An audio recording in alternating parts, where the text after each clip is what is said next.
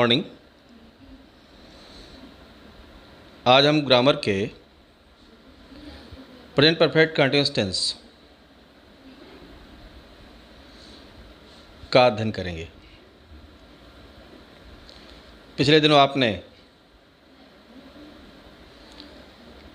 Use of verb to be, present definite tense, present continuous tense, present perfect tense का अध्ययन किया है। आज हम प्रेजेंट परफेक्ट कंटीन्यूअस टेंस का अध्ययन करेंगे। तो इसकी पहचान क्या होती है? प्रेजेंट परफेक्ट टेंस की पहचान, तो इस काल के वाक्यों के अंत में रहा है, रही है, रहे हो, रहे हैं, रही हैं आदि शब्द पाए जाते हैं। इस काल के वाक्यों के अंत में से रहा है, से रही है, से रहे हो, से रहे हैं, से रही हैं आदि शब्द पाए जाते हैं। और कार्य के जारी रहने का समय भी दिया होता है। तो आप ध्यान देंगे, हमने से लगाया इसमें, तो से इसलिए लगाया है कि आप जितने वाक्य नीचे हमने उदाहरण में दिए हैं, देखें, मैं 2 दिन से काम कर रहा हूँ, तो यहाँ से लगा। अगले वाक्य को देखें, किसान सुबह से, समय दिया हुआ है सुबह से, खेत नहीं जोत रहा है। अगला सेंटेंस देखें, तुम 2 घंटे से, तो फिर से दिया हुआ है घंटे से, समय दिया हुआ है, साथ में से दिया हुआ है। तुम 2 घंटे से यहाँ क्या कर रहे हो?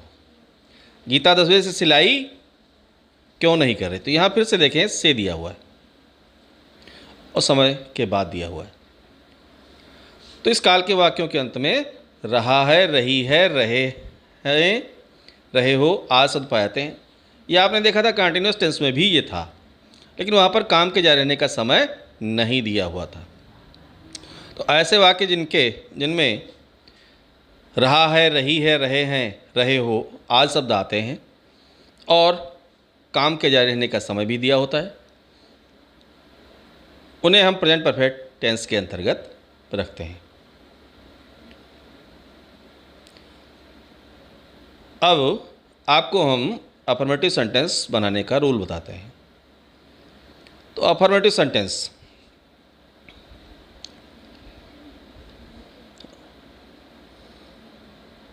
साधारण वाक्य, सरल वाक्य।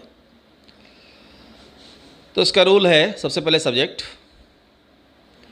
प्लस हैज़ या have plus been, BEEN, plus verb की फर्स्ट फॉर्म में ING, plus object plus since या फॉर प्लस टाइम। तो थोड़ा सा अंतर है कंटिन्यूस टेंस से। यहाँ पर कंटिन्यूस टेंस में आपने इज, एम, आर, फिर क्रिया की फर्स्ट फॉर्म में ING का प्रयोग किया था। यहाँ देखिए क्या दिया हुआ है, हैज़ या हैव और प्लस बीन, फिर वर्ब की फर्स्ट फॉर्म में ING, और उसके बाद ऑब्जेक्ट लगाते हुए हम सिंस या फार का प्रयोग करते हैं। समय देखिए, से जो आया हुआ था 2 बजे से, 3 बजे से, 4 बजे से, सुबह से, 2 घंटे से, 7 घंटे से, तो से के लिए हम सिंस अथवा फार का प्रयोग करते हैं। अब कहाँ पे सिंस का यूज़ करेंगे, कहाँ पे फॉर का प्रयोग करेंगे? तो निश्चित समय यानी point of time, point of time के लिए हम सिंस का प्रयोग करते हैं, और पीरियड ऑफ टाइम के लिए हम, जो अनिश्चित समय है उसके लिए हम फॉर का प्रयोग करते हैं। जैसे देखें, मोहन 2 बजे से सो रहा है, तो यहाँ सबसे पहले हमने सब्जेक्ट को लगाया मोहन। अब एक वचन करता हमारा है, तो हमने हैज या हैव में से क्या लगेगा, हैज़, फिर लगाया बीन, फिर क्रिया की फर्स्ट फॉर्म सोना, स्लीप, उसमें आइन जोड़ दिया, तो क्या हो गया, स्लीपिंग। अब 2 बजे निश्चित समय है, इसलिए हमने यहाँ पर सिंस का यूज़ किया, सिंस 2 o'clock।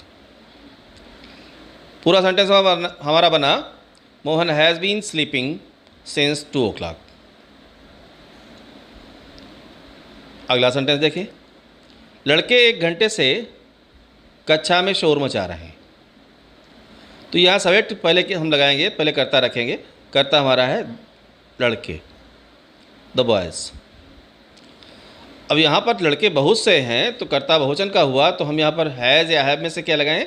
हैव। फिर हमने बीन लगाया।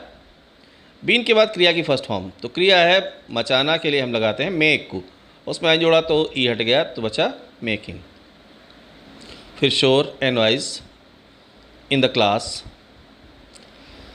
और समय हमारा अनिश्चित था इसलिए हमने यूज़ किया फॉर का, an hour, for an hour. पूरा सेंटेंस बना, the boys have been making a noise in the class for an hour. Note, ध्यान देने वाली बात है कि निश्चित समय यानी पॉइंट ऑफ टाइम के लिए हम सिंस का प्रयोग करते हैं, और अनिश्चित समय पीरियड ऑफ टाइम के लिए हम फॉर का प्रयोग करते हैं।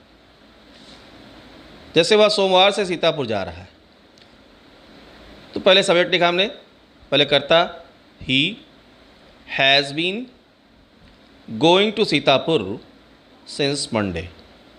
मंडे सोमवार यहाँ पर निश्चित समय है इसलिए हमने सिंस का प्रयोग किया। वे 2 घंटे से फुटबॉल खेल रहे हैं,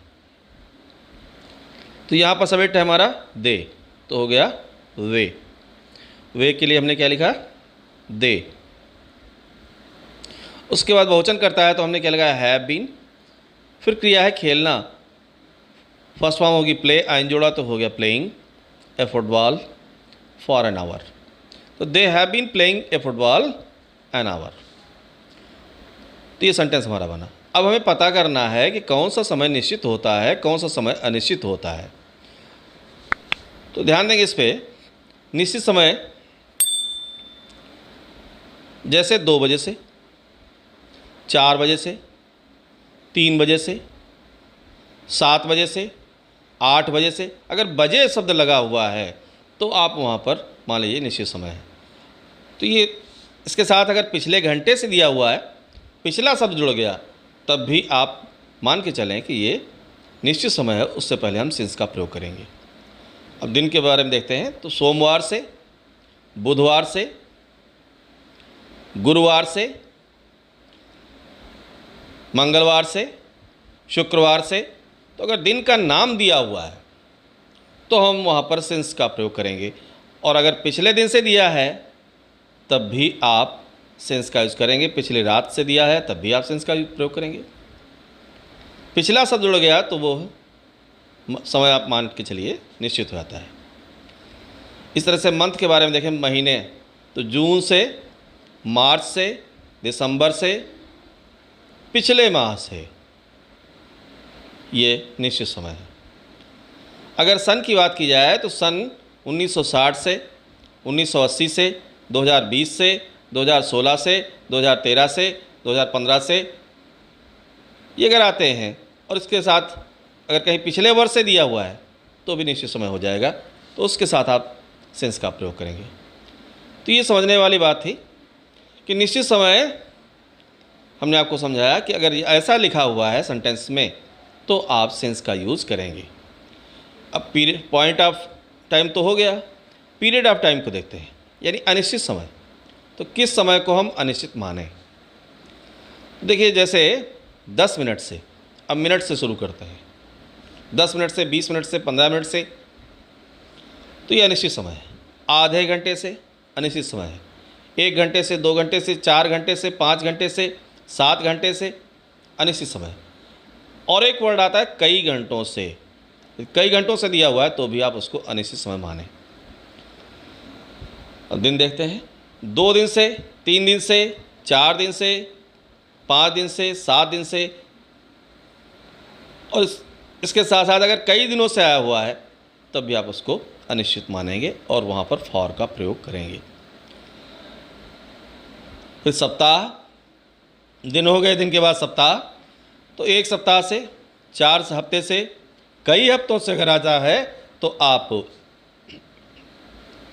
फॉर का प्रयोग करेंगे। 2 महीने से, महीने की बात आती है तो 2 महीने से, 5 महीने से, 3 महीने से, 7 महीने से, और कई महीनों से कहा जाए तब भी आप फॉर का प्रयोग करेंगे, या निश्चित समय है। अब वर्ष की बात करते हैं तो 3 वर्ष से, 4 साल से, 5 साल से, 10 साल से, कई सालों से अगर शब्द आते हैं तो आप इनसे पहले फॉर का प्रयोग करेंगे। तो समझ में आ गया पॉइंट ऑफ टाइम क्या होता है और पीरियड ऑफ टाइम क्या होता है।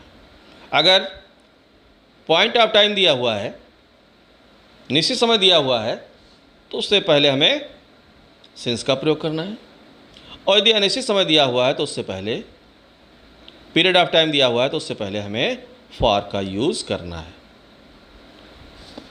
एक बार फिर से रिपीट करता हूँ, अफर्मेटिव सेंटेंस बनाने का नियम, सबसे पहले आप कर्ता रखेंगे, कर्ता के साथ में हैज या हैव का प्रयोग करते हुए बीन को लगाएंगे, फिर क्रिया की फर्स्ट फॉर्म में आईएनजी रखते हुए कर्म को रखेंगे, कर्म के बाद सिंस या फार, यानी निश्चित समय है तो सिंस का यूज़ करेंगे, अनिश्चित समय है तो फार का प्रयोग करेंगे, और फिर जो भी आपका समय है, जो भी आपका टाइम है, उस समय को रखेंगे।